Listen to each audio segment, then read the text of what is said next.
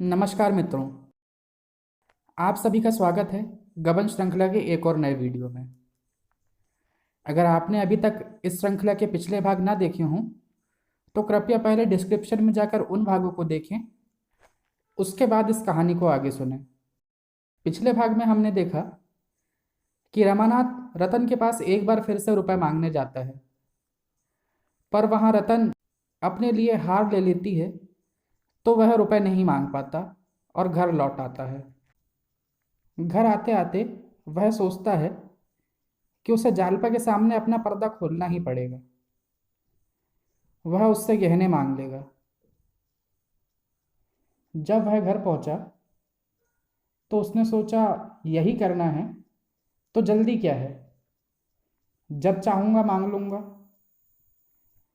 कुछ देर गपशप करता रहा, फिर खाना खाकर लेटा। सहसा उसके जी में आया क्यों ना चुपके से कोई चीज उठा ले जाऊं। कुल मर्यादा की रक्षा करने के लिए एक बार उसने ऐसा ही किया था। उसी उपाय से क्या वह प्राण की रक्षा नहीं कर सकता? अपनी जबान से तो शायद वह कभी अपनी विपत्ति का हाल न कह सकेगा। इसी प्रकार आगा पीछा में पड़े हुए सवेरा हो जाएगा और तब उसे कुछ कहने का अवसर ही ना मिलेगा।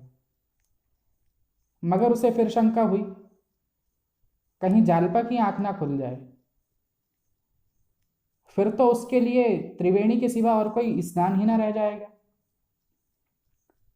जो कुछ भी हो, एक बार तो यह उद्योग करना ही पड़ेगा।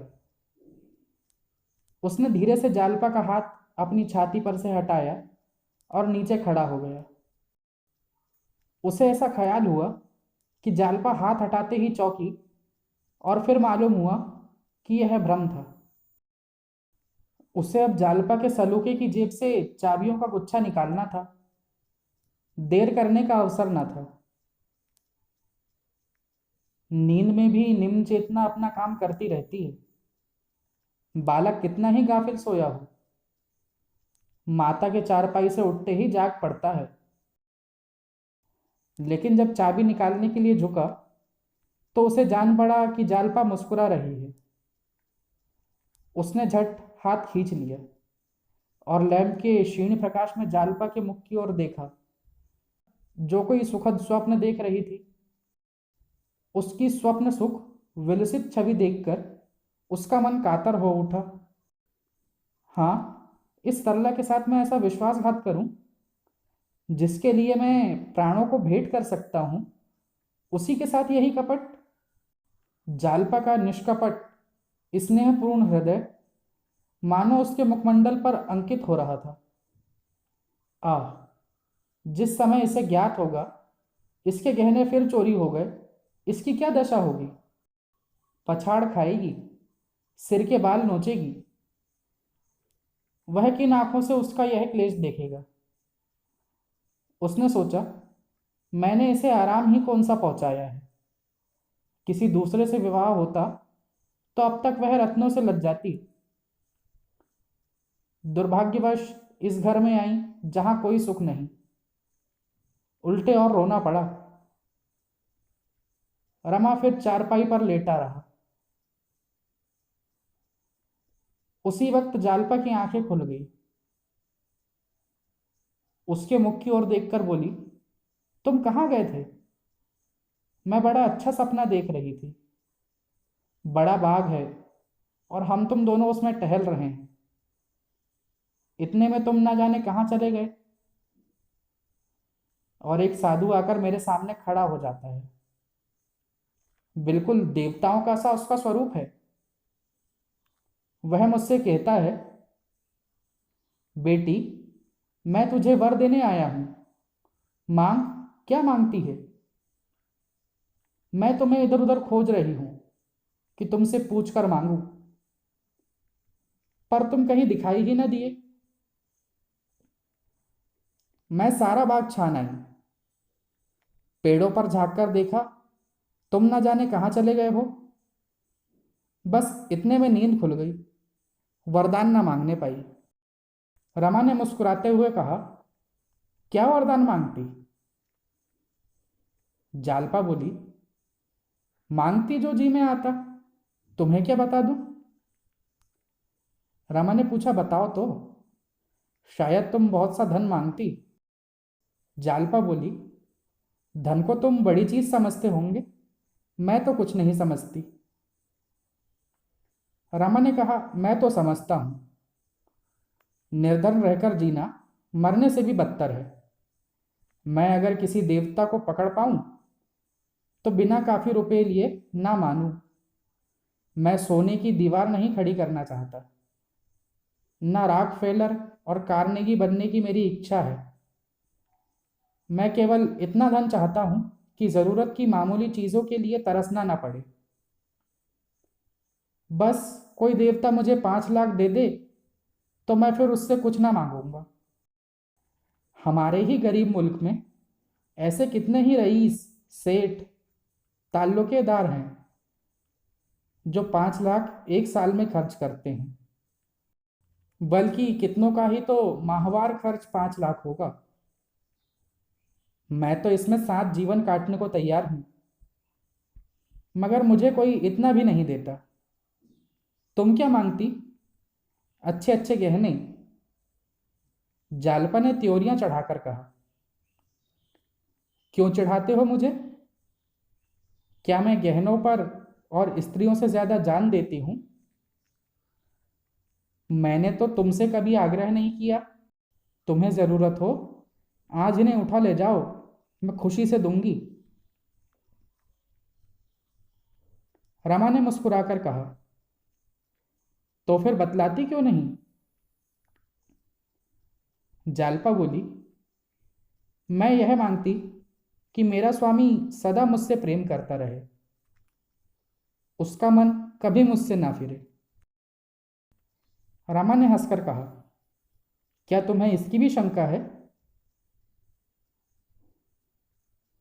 जालपा बोली, तुम देवता भी होते तो शंका होती, तुम तो आदमी हो। मुझे तो ऐसी कोई स्त्री ना मिली जिसने अपने पति की निष्ठुरता का दुखड़ा न रोया हो।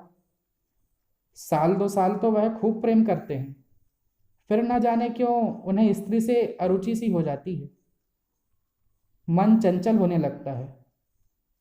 औरत के लिए इससे बड़ी विपत्ति नहीं है। उस विपत्ति से बचने के सिवा मैं और क्या वरदान मांगती? यह कहते हुए जालपा ने पति के गले में बाहें डाल दी और प्रणय संचित नेत्रों से देखती हुई बोली, सच बताना, तुम अब भी मुझे वैसा ही चाहते हो जैसा पहले चाहते थे? देखो, सच कहना। रमा ने जालपे के गले में चिमट कर कहा, उससे कहीं अधिक, लाख गुना। जालपा ने हंसकर कहा, झूठ, बिल्कुल झूठ, 16 आना झूठ। रमानाथ बोला, यह तुम्हारी जबरदस्ती है, आखिर ऐसा तुम्हें कैसे जान पड़ा? जालपा बोली, आंखों से देखती हूं, और कैसे जान पड़ा? तुमने मेरे पास बैठने की कसम खा दी है। जब देखो तुम गुमसुम रहते हो। मुझसे प्रेम होता तो मुझ पर विश्वास भी होता। बिना विश्वास के प्रेम हो ही कैसे सकता है? जिससे तुम अपनी बुरी से बुरी बात ना कह सको, उससे तुम प्रेम नहीं कर सकते। हाँ, उसके साथ विहार कर सकते हो, विलास कर सकते हो, उसी तरह जैसे कोई वैश्या के पास जाता है। वैश्या के पास लोग आनंद उठाने ही जाते हैं, कोई उससे मन की बात करने नहीं जाता। हमारी भी यही दशा है। बोलो, है या नहीं? आंखें क्यों छिपाते हो? क्या मैं देखती नहीं? तुम बाहर से कुछ घबराए हुए आते हो। बातें करते समय देखती हूँ तुम्हारा मन किसी और तरफ रहता है। भोजन में भी देखती हूँ, तुम्हें कोई आनंद नहीं आता। दाल गाढ़ी है या पतली, शाक कम है या ज़्यादा, चावल में कमी है या पक गए हैं, इस तरफ तुम्हारी निगाह नहीं जाती। बेगार की तरह भोजन करते हो और जल्दी से भागते हो। क्या मैं यह सब नहीं देखती? मुझे देखना ना चाहिए, मैं विलासिनी हूँ। इसी रूप में तो तुम मुझे देखते हो। मेरा काम है विहार करना, विलास करना, आनंद करना। मुझे तुम्हारी चिंताओं से मतलब। मगर ईश्वर ने वैसा हृदय नहीं दिया। क्या करूं? मैं समझती हूं, जब मुझे जीवन ही व्यतीत करना है, जब मैं केवल तुम्हारे मनोरंजन की ही वस्तु हूं, तो क्यों अपनी जान विपत्ति में डालूं? जालपा ने रमा से कभी दिल खोलकर बात न की थी। वह इतनी विचारशील है, उसने अनुमान ही न किया था। वह उसे वास्तव में रमणी ही समझता था। अन्य पुरुषों की भांति वह भी पत्नी को इसी रूप में देखता था। वह उसके यौवन पर मुग्ध था। उसकी आत्मा का स्वरूप देखने की कभी चेष्टा ही न की। शायद वह समझता था, इसमें आत्मा है ही नहीं। अगर वह रूप लावण्य की राशि ना होती, तो कदाचित वह बोलना भी पसंद न करता। उसका सारा आकर्षण, उसकी सारी आसक्ति केवल उसके रूप पर थी। वह समझता था, जालपा इसी में प्रसन्न है। अपनी चिंताओं के बोझ से वह उसे दबाना नहीं चाहता था। पर आज उसे ज्ञात हुआ, जालपा उतनी ही चिंतनशील है जितना वह खुद था। इस वक्त उसे अपनी मनोव्यथा कह डालने का बहुत ही अच्छा अवसर मिला था। पर हाय संकोच, इसने फिर उसकी जबान बंद कर दी। जो बातें वह इतने दिनों तक छिपाए रहा, वह अब कैसे कहे? क्या ऐसा करना जालपा के आरोपित आक्षेपों को स्वीकार करना ना होगा? हाँ, उसकी आंखों से आज भ्रम का पर्दा उठ गया। उसे ज्ञात हुआ कि विलास पर प्रेम का निर्माण करने की चेष्टा करना उसका अज्ञान था। रमा इन्हीं विचारों में पड़ा पड़ा सो गया। उस समय आधी रात से ऊपर गुजर गई थी। सोया तो इसी सबब में था कि बहुत सवेरे उठ जाऊंगा। पर नींद खुली तो कमरे में धूप की किरणें आ आकर उसे जगा रही थी। वह चटपट उठा और बिना मुंह हाथ धोए कपड़े पहनकर जाने को तैयार हो गया। वह रमेश बाबू के पास जाना चाहता था। अब उनसे यह कथा कहानी कहनी पड़ेगी। स्थिति का पूरा ज्ञान हो जाने पर वह कुछ ना कुछ सहायता करने पर तैयार हो जाएंगे। जालपा उस समय भोजन बनाने की तैयारी कर रही थी। रमा को इस भांति जाते देखकर प्रश्नसूचक नेत्रों से देखा। रमा के चेहरे पर चिंता, भय, चंचलता और हिंसा मानो बैठी घूर रही थी। एक क्षण के लिए वह बेसुध सी हो गई। एक हाथ में छुरी और दूसरे में एक करेला लिए हुए वह द्वार की ओर ताकती रही। यह बात क्या है? उसे कुछ बताते क्यों नहीं? वह और कुछ ना कर सके, हमदर्दी तो कर ही सकती है। उसके जी में आया, पुकार कर कुछ पूछूं, क्या बात है। उठकर द्वार तक आई भी, पर रमा सड़क पर दूर निकल गया था। उसने देखा वह बड़ी तेजी से चला जा रहा है, जैसे सनक गया हो। न दाहिनी ओर ताकता है न बाईं ओर, केवल सिर झुकाए, पथिकों से टकराता, पैरगाड़ियों की परवाह न करता हुआ भागा चला जा रहा था। आखिर वह लौटकर फिर तरकारी काटने लगी, पर उसका मन उसी ओर लगा हुआ था। क्या बात है, क्यों मुझसे इतना छिपाते हैं?